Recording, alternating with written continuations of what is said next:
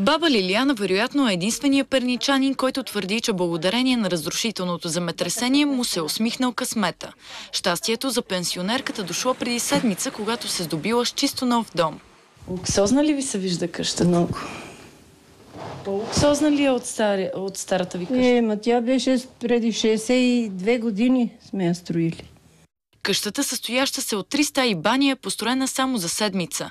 В сгънато състояние е с размерите на контейнер и може лесно да бъде транспортирана. Сгъваемата къща може да бъде превозвана навсякъде, без да се изисква разрешение за извън габаритни товари и да се превозват включително на други континенти.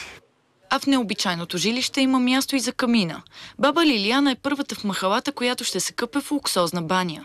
Първата сгъваема къща у нас е приспособена и с душ-кабина. Банята ми беше ни доле в мазето. А някога къпали ли сте се в душ-кабина? Не, внучката в Радомир има и там съм виждала за пръв път. Не само в Перник, а и в цяла Европа няма втора къща като тази на 70-годишната жена. Изолацията на къщата е колкото на 80 см тухлен зид. Една стара къща, ето тук в района, които гледаме, са около 5-6 пъти по-лошо топлинно изолирани. Стойността на новото жилище е в рамките на средствата, отпуснати на пенсионерката от Междуведомствената комисия за възстановяване и подпомагане на пострадалите от земетресението в Перник. За BTV новините Теодора Трифнова.